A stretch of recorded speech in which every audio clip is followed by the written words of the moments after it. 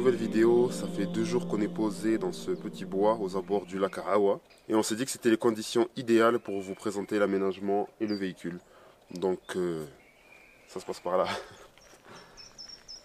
On a donc un Nissan Navara qui est un pick-up double cabine de 2005 qu'on a surnommé Panda de par sa couleur noire et blanche. Merci Nejma. Qui est un véhicule assez robuste, c'est pour ça qu'on l'a choisi. C'est un moteur avec une distribution à chaîne. C'est un véhicule qui a vraiment fait ses preuves. Et jusque là, on est vraiment satisfait. Donc on l'a acheté quasiment dans l'état, pas eu trop de modifications extérieures. On a à l'avant un treuil qu'on a eu avec le véhicule. Donc ça c'est vraiment top pour sortir des situations vraiment délicates. C'est un treuil de marque Warn, pour ceux qui connaissent, c'est vraiment une marque réputée. On a installé à l'avant une barre à LED pour les endroits où il n'y a vraiment pas de luminosité, donc on s'en sert vraiment très rarement. Mais ça nous sort vraiment de situations délicates, comme pour venir sur ce chemin quand c'est la nuit, au moins on voit un peu mieux la hauteur des branches et les chemins sur les côtés. On a fait installer un snorkel ici, ce qui permet d'avoir une prise d'air un peu plus haut, donc un air de meilleure qualité. Et ça nous permet aussi théoriquement de pouvoir passer des points d'eau qui montent jusque là. Donc j'ai installé aussi, j'ai mis une chaussette ici pour filtrer en fait toutes les poussières quand on est dans des zones qui sont un peu arides. Ça permet de pré-filtrer l'air avant de l'envoyer vers la boîte à air. Comme modification aussi, on a installé des pneus tout-terrain, donc de marque BF Goodrich. On a pris les all-terrain, pas les mud-terrain, parce qu'il y a 2 types. Ça nous permet d'avoir une consommation réduite sur les routes et d'avoir une bonne adhérence sur les terrains boueux, sur la neige et les petits sentiers. Bon, leur point faible, faut le dire quand même, c'est les routes mouillées. Donc ne pas aller trop vite. Surtout avec cette voiture, de toute façon, c'est pas le but. Ensuite, donc à l'arrière, on s'est fait installer un porte-pneus que vous avez pu voir dans une précédente vidéo. Le porte-pneus, en fait, on a un peu modifié pour pouvoir aussi positionner notre high-lift. Le high-lift, c'est en fait un cric pour 4x4 avec une grande capacité de charge qui nous permet de soulever le 4x4 si on a besoin de changer de pneu. On a aussi fait une housse à rabat, donc ça c'est vraiment top. On a fait pour pouvoir protéger le pneu des intempéries et éviter qu'il s'use avant l'heure, surtout qu'il est censé être neuf.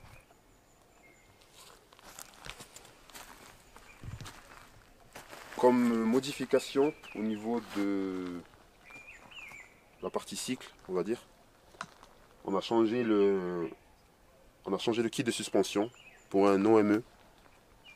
C'est un kit qui nous permet d'avoir une plus grosse capacité de chargement. Et on en est très satisfait pour le moment, on n'a pas eu de soucis. Après, j'ai pas vraiment eu l'expérience avec le kit de suspension d'origine pour vraiment faire un avant-après. On a aussi des plaques de désensablage qu'on peut voir ici. On s'en est pas encore servi, mais ça nous sert à sortir en fait des endroits où on s'enlise. C'est censé nous faire reprendre un peu d'adhérence pour sortir de situations très délicates aussi. Tu me filmes là? Oui. On me voit bien? Oui, très bien. Les lunettes sont tordues? Moment Oui. naturel. Alors moi je vais vous présenter l'intérieur du véhicule. Donc l'intérieur du véhicule, donc comme il vous l'a dit Djibril juste avant, c'est un double cabine. Donc du coup il y a l'arrière pour les enfants et devant pour nous.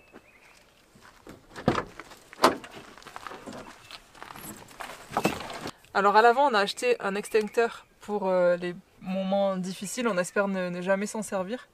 On a fait installer une prise avec 3 entrées, Djibril vous le présentera prochainement. L'intérieur il reste assez sobre, on a tout gardé d'origine, on préfère. On a juste posé des supports téléphone, des supports pour la GoPro. Et là je vais vous montrer l'arrière. À l'arrière on a fait un espace assez bien rangé pour les enfants, pour qu'ils puissent avoir tout à portée de main quand on conduit ou s'il pleut, pour qu'ils puissent jouer et s'amuser en fait pendant le trajet. On a fait installer ici des petites tablettes en fait pour qu'ils puissent écrire, dessiner, manger aussi. Il y a un petit ventilateur donc pour chacun.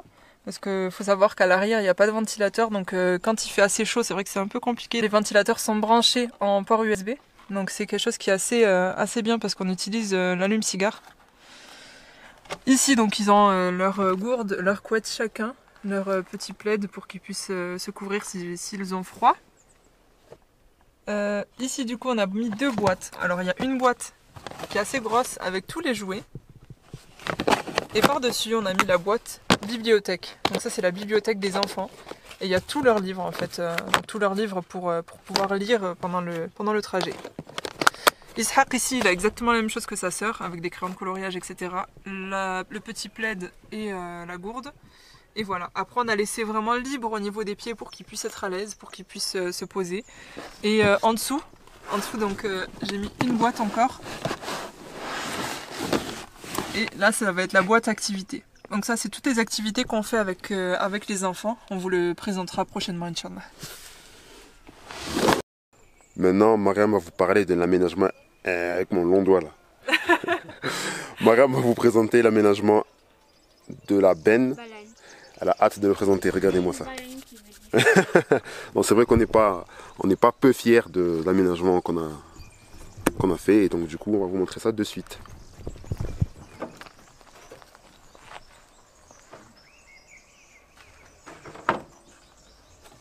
Donc pour ceux qui avaient suivi, on avait cassé la vitre ici.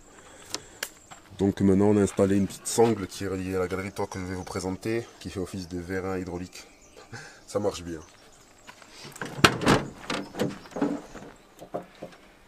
Alors maintenant l'aménagement intérieur de la benne. Donc là c'est notre maison. Vraiment là il y a tout ce dont on a besoin pour vivre en bivouac. Et donc chaque petit centimètre a été utilisé pour pouvoir optimiser vraiment la benne au maximum. Alors on a fait l'acquisition de Berkey. Berkey c'est un filtre à eau d'une grande capacité, donc on a pris pour 4 personnes à peu près. C'est un filtre à charbon et on a rajouté 2 filtres pour pouvoir vraiment boire de l'eau potable partout. On peut prendre l'eau d'un puits ou d'une rivière et la boire sans problème. On a ici le Coleman. Donc le Coleman ça va être notre réchaud pour les prochaines années, Inch'Allah. Et donc on va cuisiner dessus quand on cuisine pas au feu de bois. Donc je vais vous présenter déjà cette partie là. Donc là c'est la partie vêtements. Donc c'est nos vêtements pour les enfants et nous. Donc en bas il y a les enfants, donc les habits des enfants. Donc je les séparais avec juste un petit bout de carton pour que chacun ait son petit espace personnel. Donc les vêtements des enfants. On s'est vraiment restreint ici. On a à peu près 4 pantalons et 6-7 hauts chacun. Pareil pour Ishaq. Il faut savoir que voilà, les enfants ils sont encore petits donc ça prend pas trop de place. Ils ont leur serviette aussi. La trousse de toilette de Nejma, son petit bonnet pour les cheveux. Et là c'est notre espace à nous. Donc là, notre espace à nous, il faut savoir que pareil, on s'est vraiment très limité. On a l'équivalent de 4 pantalons. Djibril il en a 2. 2 ou 3? T'en as 3? J'ai le gros gris, celui que je porte, et 3. Ouais, donc 3 pantalons pour Djibril et 4 t-shirts. Et moi 4 pantalons et 3 t-shirts, 3 hauts. donc voilà. Donc ça c'est nos vêtements. Donc en gros ce qu'elle veut dire c'est que si vous voyez qu'il y a des vidéos où on porte souvent les mêmes habits, croyez pas qu'on est des crasseux, c'est juste qu'en fait on est des minimalistes. Donc ici on a mis nos sous-vêtements sur le côté. Donc on n'avait pas trop d'espace pour les mettre à l'intérieur, donc on a mis des petits sachets en fait avec les sous-vêtements. Donc ça c'est pour Ishaq, Djibril et moi. Ensuite le tiroir du milieu, c'est le tiroir avec... À l'arrière on a toute notre trousse à pharmacie. Donc j'avais pris une boîte à l'origine mais la boîte s'est cassée donc on a préféré mettre tout directement à l'intérieur. Tensiomètre, les huiles essentielles. Je vous présenterai tout ça dans une prochaine vidéo. Mais vraiment là c'est toute notre trousse à pharmacie et on utilise quasiment que du naturel. Ici c'est les épices, les tasses pour le petit déjeuner et quelques petites courses qu'on ne sait pas trop où mettre. Donc on les met là pour le moment. Ici c'est notre tiroir cuisine. Donc là c'est la planche à découper. On s'est fait poser une petite table pour pouvoir poser des choses en hauteur sans que les enfants touchent. Donc souvent quand il y a des casseroles qui sont chaudes, je les pose ici pour pas que les enfants puissent y avoir accès. C'est très solide, j'ai déjà posé un truc avec des pâtes de l'eau, ça tient bien. Et ici donc on a installé en fait des boîtes. Donc des boîtes pour ranger. Donc le riz, les pâtes, les féculents, etc. Et là c'est nos casseroles et nos ustensiles de cuisine. Donc ça se referme assez facilement. Hop. Et voilà. Je suis trop contente de ce truc. Sur le dessus, vous pouvez constater qu'on a mis 2 boîtes. Donc de chaque côté. Ici, c'est notre bibliothèque à nous. Donc une bibliothèque pour adultes, donc avec nos livres, les livres qu'on lit le plus souvent ou qu'on aime prendre avec nous. Djibril a fait mettre une sangle pour pouvoir tenir le Berkey et le Coleman quand on roule. Donc ça permet de soutenir vraiment le tout. En fait c'est hop. Avec les doigts congelés c'est pas top, mais bon. Et là. Je vais pas trop tirer, je vais enlever ça d'abord. Et la planche se tire pour qu'on puisse avoir accès au frigo. Alors la planche, faut savoir qu'on peut mettre 100 kg dessus. Ouais, moi je monte facile dessus. 100 kg et c'est très très costaud. Bon, déjà le Berkey il est lourd quand il est plein. Ça c'est l'eau de Zemzem qu'on a pris avec nous depuis la Umrah. Et là on a ton truc qui traîne là. Bon, ça va. Et notre frigo. Donc notre frigo, je mets un peu tout dedans. Tout ce qu'on veut maintenir au frais pour pas que ça s'abîme, etc. C'est un frigo qu'on a acheté, donc c'est un Dometic. C'est un vieux modèle, mais qui est très très bien et qui va jusqu'à moins 10 degrés. Donc on peut s'en servir de congélateur. Nous, pour le moment, on s'en sert de frigo parce qu'on n'a pas l'utilité, on n'a pas besoin d'un congélateur. Mais ça peut vraiment aller jusqu'à moins 10 degrés. On a fait déjà le test quand on était en France, qu'on avait vendu notre frigo. Et du coup, on s'était servi de ça pour congeler nos produits. Donc voilà, le Dometic. Il a déjà pris cher. Ouais, on l'a déjà pas mal abîmé. Quelle capacité déjà ce Dometic peut-être? La capacité, je crois que c'est 38 litres, ouais, ça, je crois. 38 litres. Et franchement, 38 litres, pour 4, c'est énorme, ouais, c'est énorme. Ouais.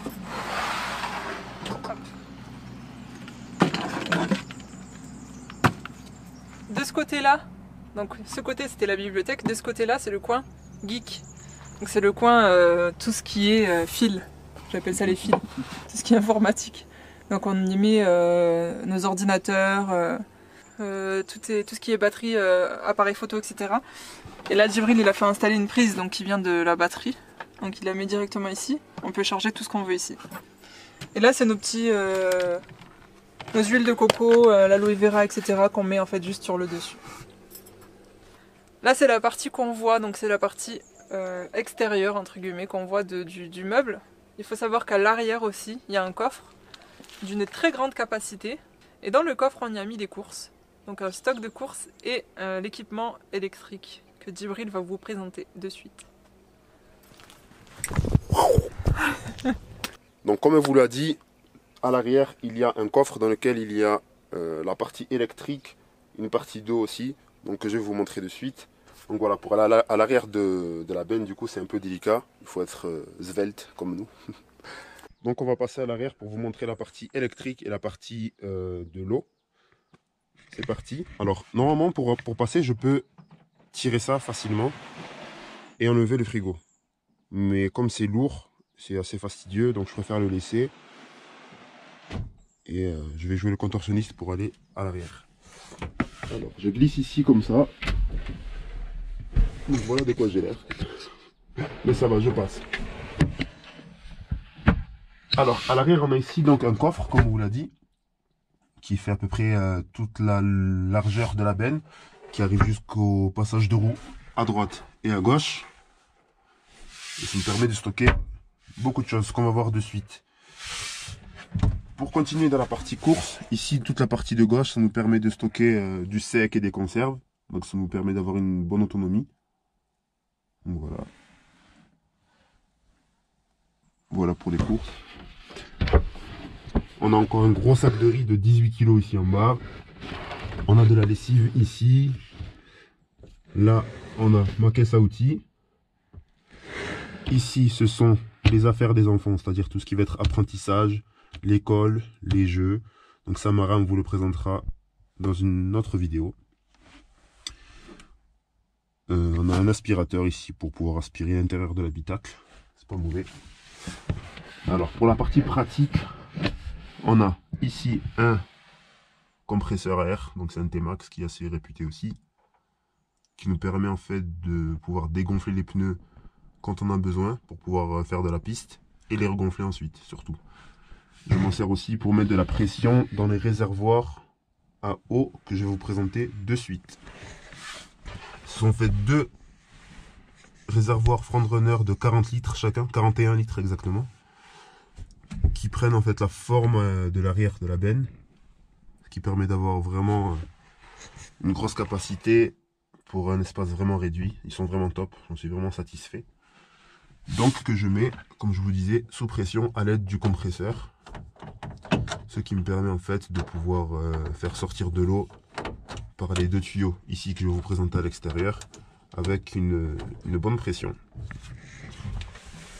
Donc ça en fait c'est de l'eau qu'on peut récupérer depuis des puits ou alors des fontaines qu'il y a à l'extérieur public, dans les mosquées, voilà, entre autres.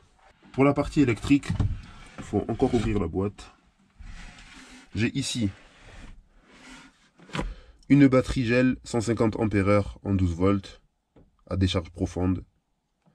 Donc c'est une batterie gel. On a ici un convertisseur de tension, donc pour passer du 12 volts au 220 volts comme à la maison.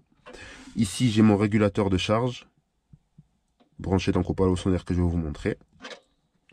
Et ensuite j'ai des rallonges, donc j'en ai deux, des chutes de câbles au cas où, et mes câbles pour démarrer la voiture au besoin ou pour dépanner quelqu'un. Voilà, ça c'est pour la partie intérieure.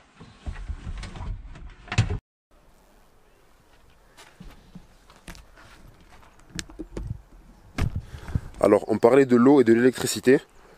Pour ce qui est de l'eau, donc comme je vous l'ai dit, on a les deux réservoirs Frontrunner de 41 litres chacun. Donc chaque réservoir est relié en fait à un de ces deux tuyaux. Donc là je me suis mis des petits marqueurs, donc ça c'est le réservoir qui est à l'arrière et ça c'est le réservoir qui est à l'avant. Donc quand ils sont sous pression, l'eau sort, jaillit telle une fontaine. Donc on peut s'en servir directement pour se doucher, pour boire même quand c'est de l'eau potable.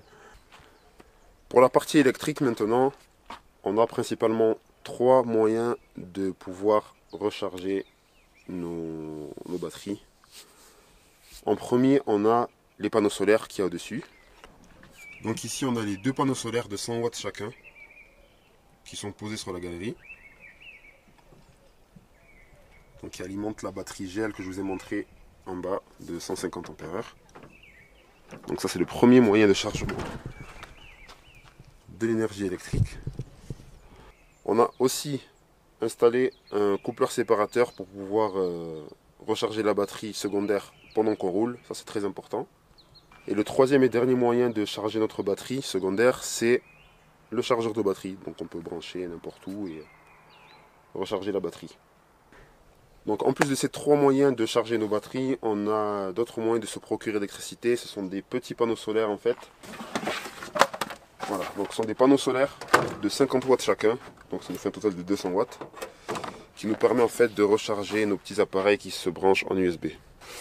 Donc on a ici le volant qui s'allume en vert pour nous dire qu'il est prêt à être utilisé. Donc on vous parlait tout à l'heure de la galerie de toit sur laquelle sont posés les panneaux solaires. Donc en fait dans la galerie, on peut stocker des choses juste en soulevant un panneau solaire.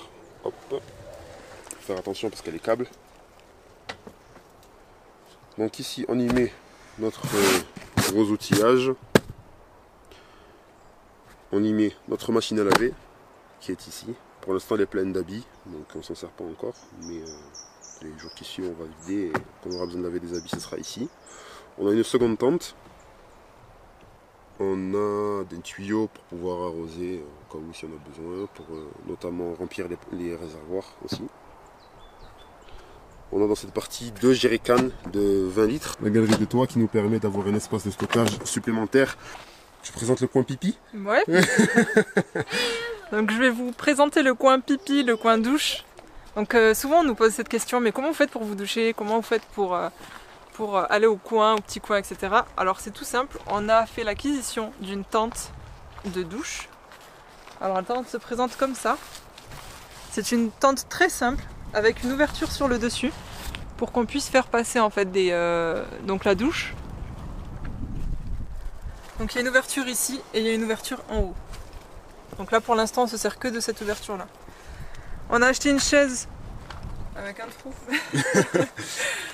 La pichère. Voilà.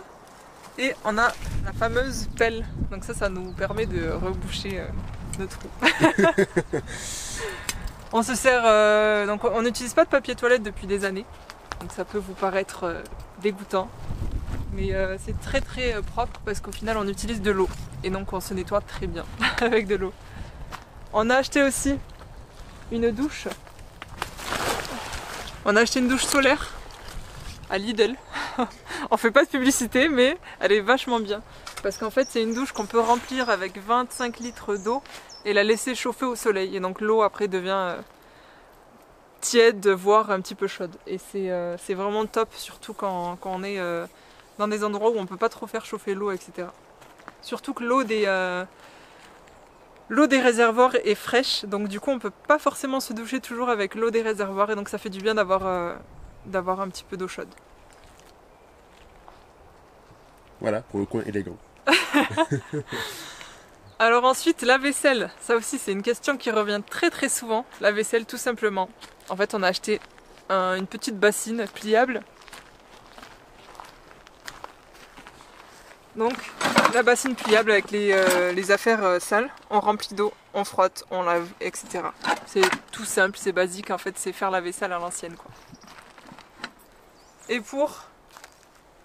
Et pour la machine à laver, donc on vous a montré qu'on avait un bidon de 30 litres sur le toit de la voiture. Donc ce bidon en fait on le remplit d'eau, on met du linge et quand on roule ça fait une sorte de machine à laver donc ça nettoie un peu le linge, surtout que l'eau chauffe aussi donc c'est top. Et sinon quand on est posé, on utilise la Ferreca. Ça c'est un outil qu'on utilisait à l'époque pour frotter le linge. Donc on se met à l'époque et même encore aujourd'hui, hein. Certains l'utilisent encore aujourd'hui. Et c'est un objet je pense qui est indispensable pour bien frotter le linge parce que comme vous le voyez les enfants on les laisse jouer toute la journée dehors donc ils se salissent énormément. Et avec ça on peut frotter beaucoup le linge et avoir du linge propre. Pour étendre le linge, parce que du coup effectivement on l'a lavé mais après on l'étend. Comment on l'étend ?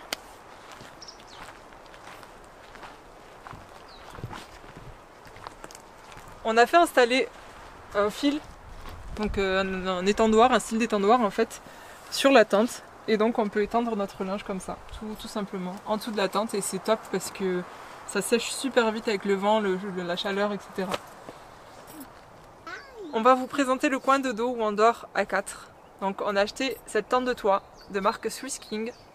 Alors c'est une tente de toit, on a acheté donc la plus grande. Elle fait 1,90 m par 2,40 m. Donc elle est vraiment très grande et franchement on est super à l'aise à l'intérieur. Alors on a 2 échelles pour monter. Donc ces échelles permettent aussi de tenir la tente. Donc c'est des échelles qui sont très très costauds, très robustes. On peut monter dessus jusqu'à 150 kg par échelle. Donc 150 puis 150. On a ici des petits accessoires qui permettent de ranger les chaussures avant de rentrer dans la tente. Ça évite de salir la tente à l'intérieur. Et là je vais vous montrer du coup en haut. Là c'est l'entrée principale. Alors l'entrée principale on a une fermeture, on a la moustiquaire et la grosse fermeture. Donc c'est top parce que on peut fermer, donc si on a chaud on peut laisser que la moustiquaire pour éviter d'avoir des moustiques dans la tente. On a 3 autres entrées, enfin 3 autres fenêtres on va dire. Donc à chaque fois pareil, moustiquaire ou donc la grosse bâche. Là on a laissé ouvert pour aérer un peu la tente et puis profiter un peu de la lumière. Là la moustiquaire est fermée. Donc comme vous pouvez le voir, on voit très très bien à travers. Alors nous comment on dort du coup? On se met en fait dans ce sens là. Donc les enfants au fond et nous devant. Donc ce qui nous permet de dormir à 4. On est très à l'aise dedans. Le matelas Donc on a un matelas d'une épaisseur, je crois qu'il fait 9 cm, 7 cm, je sais plus. Et il est très moelleux, très confortable, on est super bien dedans. On a acheté des couettes. Beaucoup optent pour des duvets, nous on pense que des couettes ça suffit largement. On a installé des petites lumières toutes mignonnes sur le dessus. Ça permet d'avoir une petite lumière sympatoche le soir. Et la grosse lumière. Donc là avec la lumière du jour déjà on voit pas super bien mais elle illumine super bien. Et elle est simple d'utilisation et elle chauffe pas. Donc ça c'est top parce que pour les enfants ça évite de se brûler. La hauteur, donc là hop je suis assise, je touche pas. Donc on est vachement à l'aise. Ishaq il se met debout ici. Ils font même des roulades dans la tente. Donc vraiment on est vraiment confortable. Le point négatif par contre c'est l'humidité. Donc s'il y a de l'humidité à l'extérieur, on le ressent vite dans la tente. Donc là on a dormi, il fait sec donc ça va, c'était bien. Mais quand il y a de l'humidité dans la tente c'est assez désagréable. Et on peut pas forcément replier la tente parce que ça risque de faire de la moisissure, ce qu'on avait déjà vécu en France une fois. Et c'était très difficile à nettoyer. Mais bon, c'est rare et puis on va éviter de l'utiliser quand il y a de l'humidité. Donc du coup je vais m'allonger pour vous montrer à quel point c'est grand. Bon, dans les 2,40 m c'est réglé. Oui, ma chaussure a touché la couverture, j'ai vu tes yeux. Voilà. Alors moi je fais 1,86 m. Et je pèse... Donc voilà. Bon, je pèse quoi, 93 kg, 94 ouais. Non, j'ai dû maigrir, tu sais. Et donc voilà, je suis plus qu'à l'aise dans ce sens-là. Et dans ce sens-là, il y a 1,90 m, donc c'est comme ça qu'on a dormi cette nuit. Alors moi je dors le plus proche de l'entrée. Donc voilà. Je suis vraiment à l'aise. Il n'y a aucun souci. On passe des nuits vraiment confortables. On n'a pas parlé de la température d'ailleurs. Franchement, il y a une très bonne... comment dire ? Isolation, voilà. Une très bonne isolation, on ne sent pas du tout le vent. Elle peut d'ailleurs résister jusqu'à des vents de 50 km/h. Et jusque-là, on n'a pas eu de problème, en dehors de l'humidité, on n'a pas eu de problème de température. Elle n'a pas fait spécialement froid. En plus, on a des couvertures qui sont assez réchauffantes. Donc, franchement, au top. C'est vraiment nickel. Alors ça, il faut savoir que c'est notre coin dodo principal. On a une annexe qu'on va vous présenter de suite. Et vous allez vous rendre compte qu'en fait, la surface peut être agrandie encore beaucoup plus. Ça se passe en bas. On change de décor parce qu'on a été pris par une intempérie. Donc on a fait un peu de route. Donc on va profiter pour vous montrer comment on ouvre la tente rapidement et mettre l'annexe.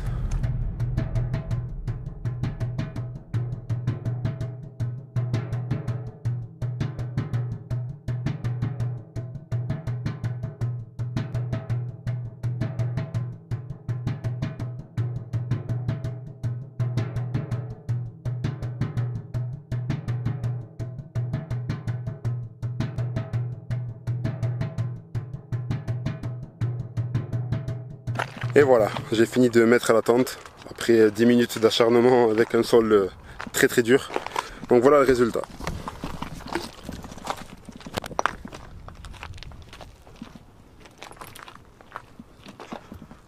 On a une tente avec des fenêtres sur les côtés.